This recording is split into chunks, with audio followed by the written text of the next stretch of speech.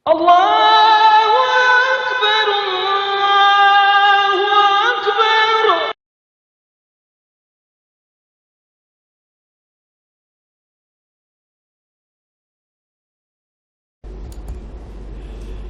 أعوذ بالله من الشيطان الرجيم. بسم الله الرحمن الرحيم. السلام عليكم ورحمة الله وبركاته. الحمد لله والصلاة والسلام على رسول الله وعلى آله وأصحابه ومواله. سبحانك لا علم لنا إلا ما علمتنا إنك أنت العليم الحكيم. ولا حول ولا قوة إلا بالله العلي العظيم. اللهم فقهنا في الدين وعلمنا التأويل. اللهم زدنا علما وارزقنا فهما. اللهم نورنا بنور علمك وأبعدنا النسيان برحمتك يا أرحم الراحمين. رب اشرح لي صدري ويسر لي أمري واحلل عقدة من لساني يفقه قولي. اللهم لا سهل إلا ما جعلته سهلا وأنت تجعل الحزن إذا شئت سهلا. اللهم نورنا بنور علمك وأبعدنا النسيان برحمتك يا أرحم الراحمين. اللهم اشرح بالقرآن العظيم صدورنا ويسر به أمورنا وعظم به أجورنا وحسن به أخلاقنا ونور به قلوبنا وقبورنا يا كريم برحمتك يا أرحم الراحمين. اللهم إني أستودعك ما علمتنيه فردده إلي عند حاجتي إليه وبعد. InsyaAllah kita beriktikaf dalam masjid ini kerana Allah Subhanahu Wa Taala. Yang dihormati ahli jawatan kuasa masjid, mungkin mengundang hadirin hadirat yang dirahmati Allah Subhanahu Wa Taala. Alhamdulillah, semua alhamdulillah, pada pagi ini Allah Subhanahu Wa Taala masih lagi memberi nikmat-nikmat kepada kita, alhamdulillah.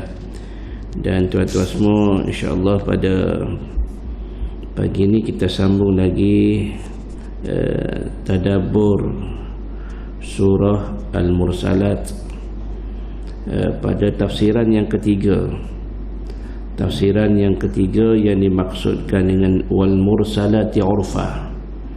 Kalau kemarin wal mursalati urfa, yang pertamanya yang demi yang diutuskan yang membawa kebajikan, yang pertamanya maknanya adalah para malaikat. Yang kedua adalah angin. Yang ketiga, penafsiran yang ketiga membawa maknanya Al-Quran. Apa makna Al-Quran? Iaitu ayat-ayat Al-Quranul Karim. Allah SWT bersumpah demi yang diutuskan membawa kebajikan. Ayat-ayat Al-Quran itu sendiri merupakan di antara ayat-ayat yang diutuskan oleh Allah SWT untuk memberi kebajikan kepada manusia, membawa kebajikan kepada manusia, iaitu mengeluarkan manusia daripada kegelapan kepada cahaya, daripada kegelapan kejahilan kepada cahaya pengetahuan. Maka itulah yang dimaksudkan dengan wal mursalati urfa mengikut Imam Ar-Razi dalam penafsiran yang ketiga. Fal 'asifati 'asfa, yang terbang dengan sekencang-kencangnya. Iaitu apa makna? Iaitu ayat-ayat Allah Subhanahu Wa Taala. Daripada pengaruh ayat-ayat Al-Quran, dia terbang masuk pergi ke mana? Pergi ke dalam hati-hati manusia. Yang manusia ni yang pada dasarnya tidak tidak tahu apa-apa. Bila mana dimasukkan ilmu, maka ilmu ini ni yang dimaksudkan fal 'asifati 'asfa. Ilmu-ilmu yang ada dalam Al-Quranul Karim ini iaitu masuk ke dalam hati manusia yang ingin menerima hidayah Allah Subhanahu Wa Taala, petunjuk Allah Subhanahu Wa Taala. Wan nashirati nashra, wan nashirati nashra, dan yang menyebarkan seluas-luasnya, iaitu bagaimana ayat-ayat Al-Quranul Karim yang penuh hikmah dan penuh dengan ilmu pengetahuan itu, dia benar-benar telah menyebar seluas-luasnya pada seluruh alam timur dan barat. Maka kita lihat baiknya di timur, baiknya di barat, kita ni sampai Islamnya, sampai ilmunya, alhamdulillah kita ni sampai ke negara kita pun alhamdulillah. Di negeri kita ni, di negeri yang kecil, Kelantan, Serambi, Mekah, maka ilmu-ilmu agama ni sampai alhamdulillah. Yang tu dimaksudkan dengan wan nasyirati nashra. Itu mengikut Imam Ar-Razi.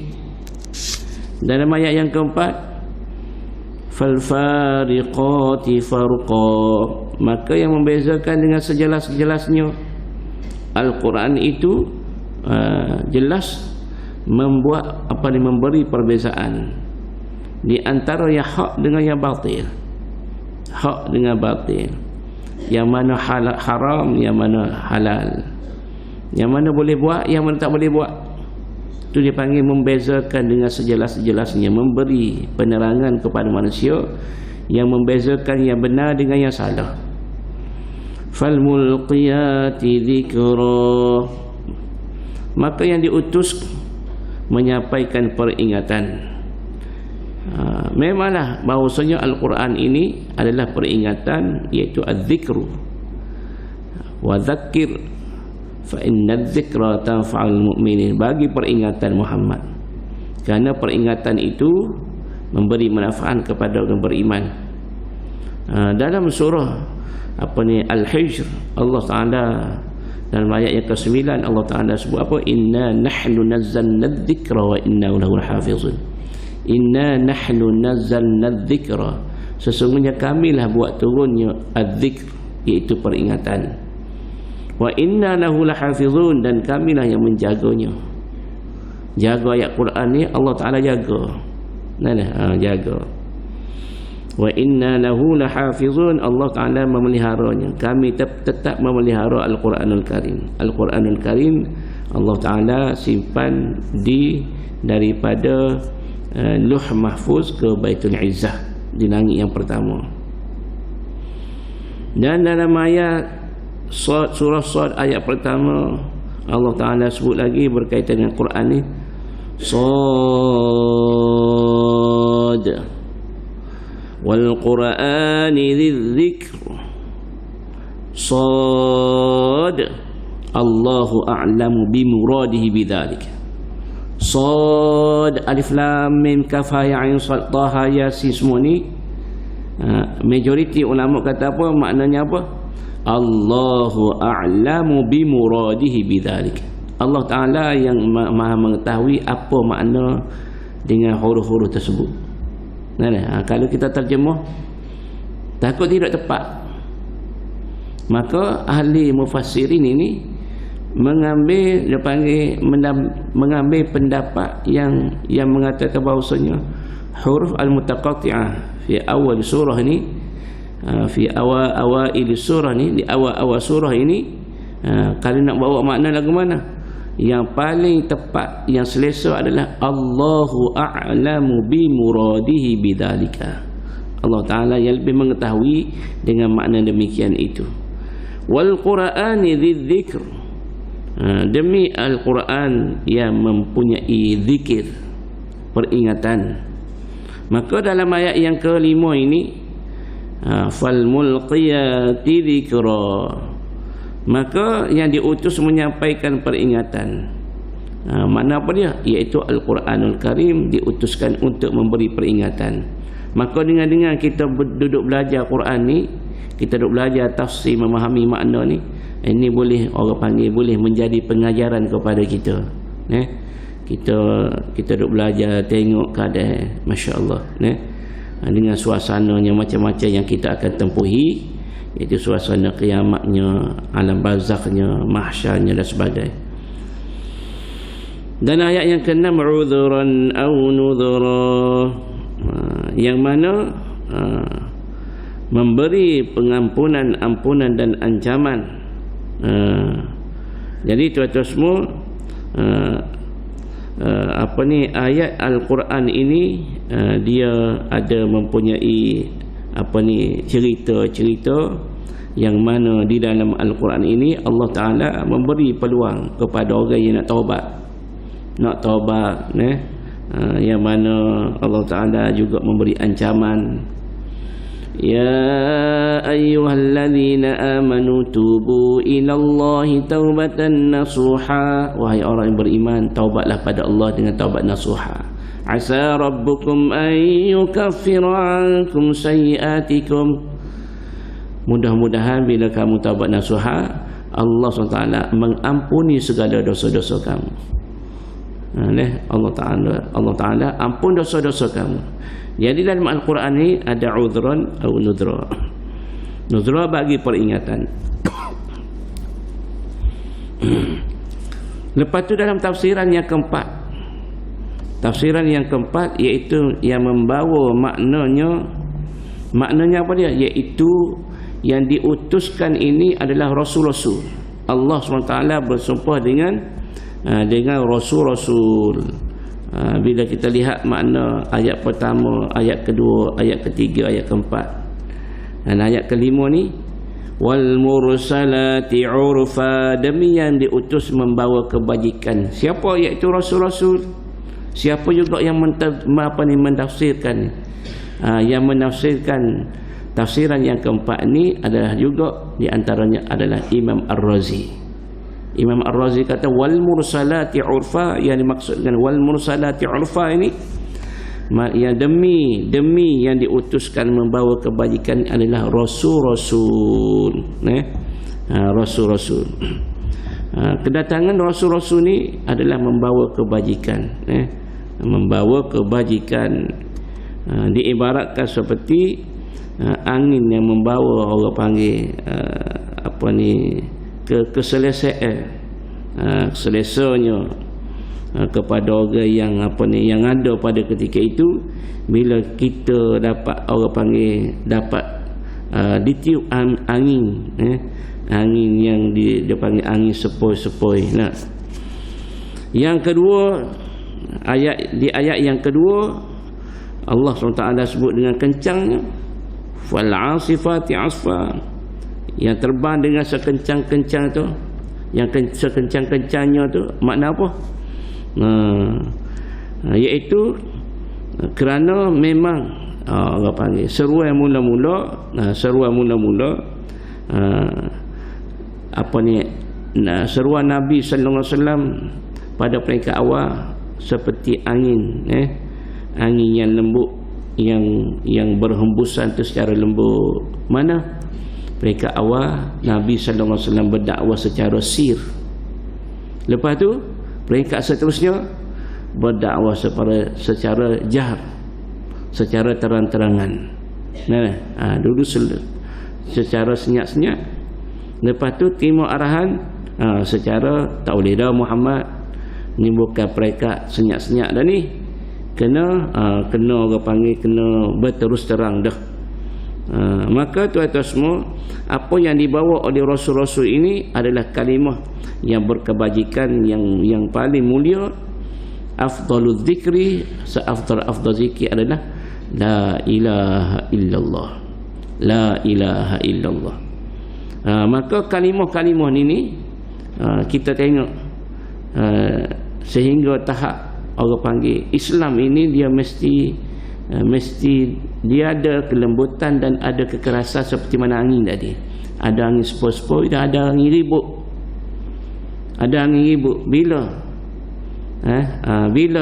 Islam ini dia panggil terpaksa menggunakan kekerasan. Bila mana Islam diancam. Bila Islam diancam, maka wajib mempertahankan Islam. Tak boleh dah nak buat lembut-lembut. Orang panggil keluar turun ayat perang. Kalau tidak Nabi tak perang. Mana Islam ni bila dia terancam, maka dia kena guna, dia panggil kekerasan. Maka Imam Ar-Razi menafsirkan ayat yang kedua itu maknanya secara penyebaran Islam. Sebab itulah Nabi sallallahu alaihi wasallam hantar surat kepada Raja Rom, Raja Parsi, atas surat, kamu masuklah Islam, kamu selamat. Masuk Islam, selamat. Sebab Islam ni dia mesti memerintah. bukan Islam diperintah. Islam mesti memerintah. Kalau Islam diperintah, Islam tak boleh berkembang, Islam tidak boleh dilaksanakan dengan baik. Maka bila Islam memerintah, Islam dalam keadaan selesa. Hukum hakamnya, panggil tatbik, cara pelaksanaan Islam pun selesa. Wan nashirati nashra. Dalam ayat yang ketiga, Allah Ta'ala menyebutkan bahawasanya Islam itu maknanya bila mana rasul-rasul yang menyampaikan dakwah ini, maka bila rasul ni menyampaikan dakwah, maka ia akan tersebar, sebagaimana angin pergi merata, maka Islam akan tersebar seluruh dunia ni. Dengan orang panggil, dengan adanya sifat yang wajib bagi rasul itu at-tabligh. Dan yang keempatnya fal fariqati farqa, maka yang membezakan dengan sejelas-jelasnya, iaitu maknanya jelas dan nyata. Dengan mana bila mana nabi-nabi, rasul-rasul ini menjelaskan kepada umat, makna boleh lihatlah perbezaan antara tauhid dengan syirik, antara tauhid dengan syirik, antara hak dengan batil, salah dengan benar. Boleh lihatlah, oh benda ni tak boleh buat, benda ni boleh buat, benda ni mesti buat, benda ni haram buat. Bila mana Nabi menjelaskan kepada umat. Kita pun kalau Nabi tak cerita pada kita, kita tak tahu apa ni, jahil semua kita.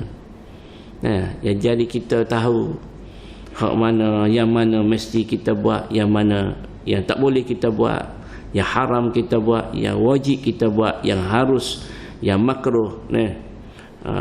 Siapa yang cerita ni? Nabi menyampaikan, dan Allah SWT utuskan Nabi-Nabi ni. Maka ayat yang keempat ni dia panggil ayat yang nak mengatakan dengan kehadiran Rasul-Rasul ni yang menyampaikan ni, maka terjadilah perbezaan. Manusia dapat melihat perbezaan dengan sejelas-jelas. Fal mulqiyati dzikra, maka yang diutus menyampaikan peringatan. Maka yang diutus menyampaikan peringatan itu ialah bahawa rasul-rasul itu selalu mengajak manusia supaya ingat kepada Allah. Ingat kepada Allah, Allah yang menciptakan manusia. Tak ada lah rasul-rasul ni tidak ajak manusia kembali kepada Allah. Semuanya rasul-rasul ni cakap pasal agama, pasal agama belaka. Jadi kita ni tuan-tuan semua, hidup kita, mati kita kena ada agama. Pentingnya agama bagi kita. Ini 4 penafsiran. Dan pada ayat yang keberapa? Ayat yang ketiga, ayat yang keempat, ayat yang kelima. Ayat yang keenam, udhran aw nudhra. Udhran aw nudhra, maka dengan penyampaian rasul-rasul itu, maka yang memberi pengampunan dan ancaman, maka Nabi sallallahu alaihi wasallam, rasul-rasul ni cerita ini ancaman Allah, ini ampunan Allah Taala. Betul belakalah. Dengan 4 penafsiran maksud ni, yang pertamanya malaikat, angin, yang kedua angin, yang ketiga ayat-ayat Quranul Karim, yang keempat rasul-rasul. Ini pendapat siapa? Imam Ar-Razi. Dan ni cerita pula yang seterusnya. Cerita pasal apa? Cerita pasal kiamat. Kita pun banyak dah siri-siri cerita kiamat ni dalam surah-surah yang terdahulu. Dalam surah ni ada juga cerita pasal kiamat. Yang mana Allah Ta'ala sebut dalam ayat yang ke-8. Dalam ayat yang ke-8, Belum masuk ayat yang ketujuh. Ayat yang ketujuh, innama tu'aduna lawaqi'. Innama tu'aduna lawaqi'. Sesungguhnya apa yang dijanjikan kepadamu Muhammad, kepadamu pasti terjadi. Innama tu'aduna lawaqi'. Apa yang dijanjikan kepada kamu wahai manusia, termasuklah Nabi Muhammad, termasuklah kita semua ni, lawaqi' akan terjadi. Apa dia? Iaitu kiamat, iaitu akhirat akan terjadi. Pasti. Innama tu'aduna lawaqi'. Maka Allah Ta'ala cerita, fa idzan nujumu tumisat, maka apabila bintang-bintang telah dihapuskan, bintang-bintang telah dihapuskan. Dihapuskan apa? Cahaya. Tak ada cahaya. Yang kedua, kerana bintang-bintang ni dia bergerak daripada tempat asal dia. Ni permulaan nak berlakunya kiamat. Bintang-bintang ni tak keluar cahaya. Lepas tu bintang ni beralih tempat. Lepas tu selerok lah. Selerok dah lah, bintang ni jatuh. Maka ini cerita berkaitan dengan kiamat. Fa wa idzas samaa'u furijat, dan apabila langit telah dibelah, furijat, langit dibelah. Terbelah langit ni, bila terbelah tak ada, berah habislah, jatuh selerok. Wa idzas samaa'u furijat. Ini suasana yang dahsyat. Langit ni utuh langit. Bila terbelah dengan langit ni, tak ada dah. Langit dengan bumi, dah. Bila mana langit jatuh, langit jatuh, bumi ni nak setara mana nak tampung langit. Maka suasana ni dahsyat. Suasana ni dahsyat. Maka innama tu'aduna lawaqi' ini akan terjadilah. Dalam ayat yang ke-9 Allah Ta'ala sebut, wa idzas samaa'u furijat wa idzal jibalu nusifat, dan apabila gunung-gunung telah dilumatkan oleh Allah Subhanahu Wa Ta'ala, gunung-gunung digulung, dilipat, dihancurkan, diterbangkan. Allah Ta'ala cabut gunung-gunung bukit ni. Ini cerita kiamat ni. Wa idzal jibalu nusifat, wa idzal jibalu nusifat, apabila gunung-gunung telah dilumatkan.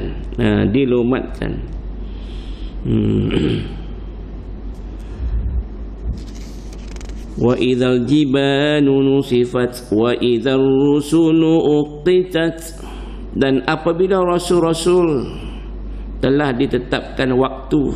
Wa idzar rusulu uqitat, maksudnya ialah bila kiamat itu datangnya kelak, maka akan ditentukan suatu waktu bahawa rasul-rasul itu akan dipanggil menjadi saksi-saksi daripada umat mereka masing-masing.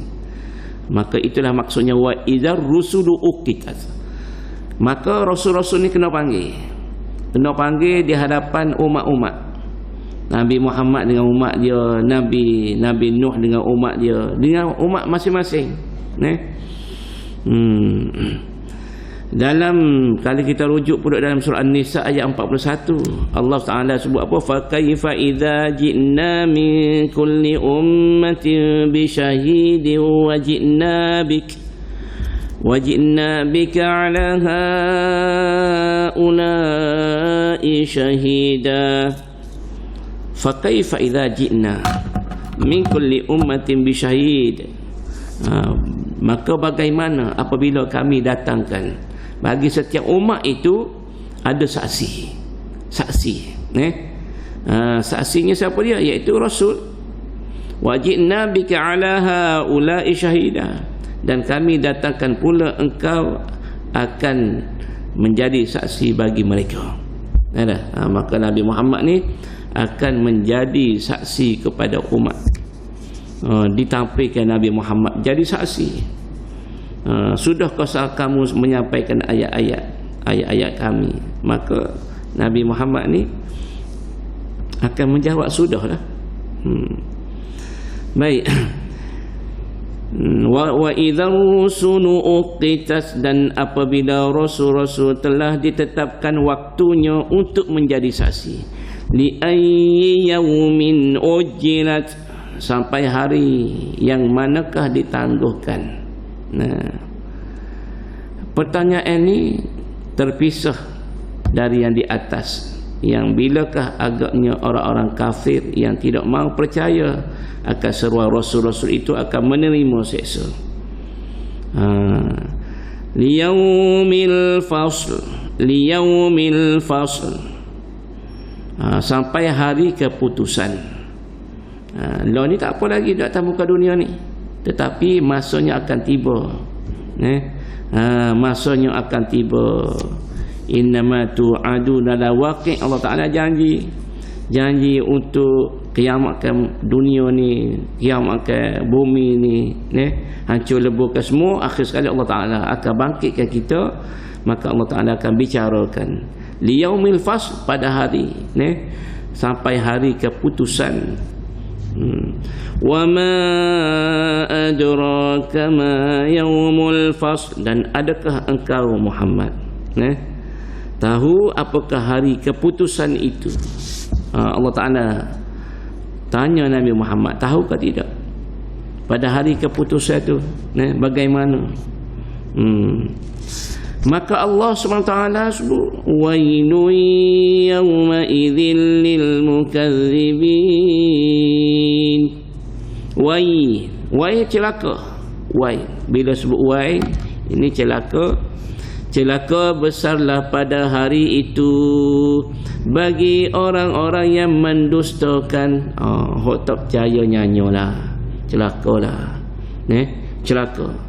Dan wail ini terjemahannya iaitu ada ulama sebut wail ini wadin finnar, iaitu satu lembah di dalam neraka. Maka kita ni tuan-tuan semua, kita kena berusaha sedaya upaya. Kita kena berdakwah, kena royak, kena cerita, jaga anak-anak isteri kita, yang jaga masyarakat kita. Nasihat seberapa mungkin yang boleh, tolong royak. Ada hamba jumpa dengan seorang, seorang ni Allahumma salli ala Muhammad, seorang datuk. Datuk ni dia kata, ustaz, dia kata hamba ni ustaz, sedaya mungkin hamba akan guna kudrat yang Allah bagi kepada hamba ni, dengan kemampuan hamba boleh cakap, boleh berdakwah, hamba akan berdakwah bila hamba tahu dia ni tidak Islam. Bila hamba bermuamalah dengan dia, hamba akan offer Islam. Bila dia cakap dengan orang Cina, orang India, dia akan ambil peluang untuk mengajak mereka ni masuk Islam. Kita tak pernah. Dan kita tak berani. Kita tak berani. Mungkin kita takut orang marah, orang benci kita. Tapi dia ambil peluang. Dia tidak jauh di masjid istana ni. Jaga-jaga sekali jumpa dengan datuk ni. Dan dia buka dia buka dia daftar NGO. Untuk orang panggil NGO, pertubuhan, dia buka sendiri untuk nak berdakwah ni. Dia nak buat macam perkim, dan dia beli sudah dapat ke tanah 3 ekar di Senok, di lebih kurang dekat Mayan, lebih dekat sana lah. Dan dia ajak hamba pergi pejabat dia atas bil rakyat dekat dengan bomba tu. Atas situ pejabat dia. Jadi dia kata, ustaz, hamba ni hidup mati hamba ni, dia kata hamba ambil peluang di ujung-ujung akhir hayat hamba ni, bila hamba bercakap, hamba akan mempromosi Islam. Masuklah Islam, tak nak ke Islam, masuk Islam selamat. Dia bagilah hujah-hujah, dan ramai sudah yang mengikut dia, orang panggil berminat dengan tawaran-tawaran, dengan orang panggil dakwah-dakwah yang diroyak, dia sampaikan. Sebab apa? Sebab dia lihat ni, Wailun yawma idzil lil mukadzibin.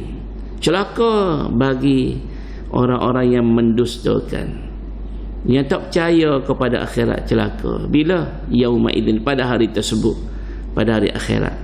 Maka kita ni kita kena cuba sedaya upaya. Yang dah Islam alhamdulillah, yang tak Islam lagi ramai mana lagi hok tak Islam. Jadi alhamdulillah, orang panggil bertuahlah bagi orang yang boleh berdakwah. Kita tengok siapa? Kita tengok siapa? Dr. Zakir Naik. Dr. Zakir Naik ni ajak orang masuk Islam ni ramai dah. Hebatlah dia, alhamdulillah. Kerana kalau orang yang tak terima Islam, yang mendustakan agama ni, yang mendustakan Allah SWT, wailun yawma idzil lil mukadzibin. Celaka besar pada hari itu bagi orang-orang yang mendustakan, Allahu akbar. Kita lihat cerita-cerita orang yang mendustakan, yang mana Allah SWT balas atas muka dunia lagi, hancurkan mereka atas dunia lagi. Kita akan lihat nanti. Allah Ta'ala sebut dalam ayat yang ke-16, alam nuhlikil awwalin, alam nuhlikil awwalin thumma nusbi'uhumul akhirin kadzalika naf'alu bil mujrimin wailun yawma idzin lil mukadzibin. Ini Allah Ta'ala gezek letak dalam Al-Quran Al-Karim. Allah Ta'ala suruh kita memerhati bagaimana Allah Ta'ala sebut alam nuhlikil awwalin.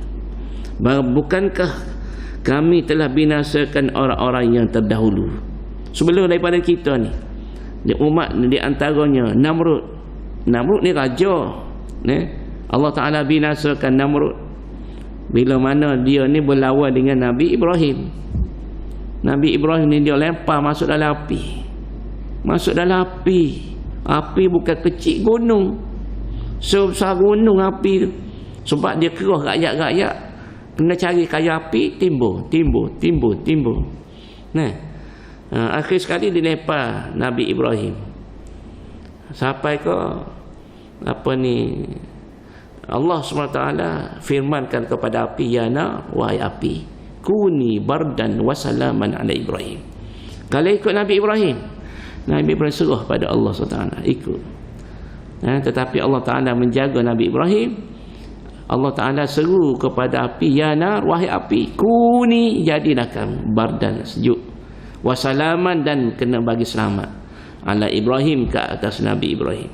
Ini dia panggil ayat kita boleh guna, kita panggil manfaat ayat ni, kelebihan ayat ni. Bila mana kita terkena api, benda yang panas, maka kita boleh buat siapa, insya-Allah mujarab, ya narukuni barda wa salaman ala Ibrahim. Maka Nabi Ibrahim ni setelah beberapa lama duduk dalam api yang besar tu, kita tengok orang rumah terbakar. Bila bom mari tu, kita nak tengok, nak boleh masuk dekat tu, lama sebelah rumah hamba itu, sebelah rumah terbakar. Duduk di sekolah tu nampak api lu.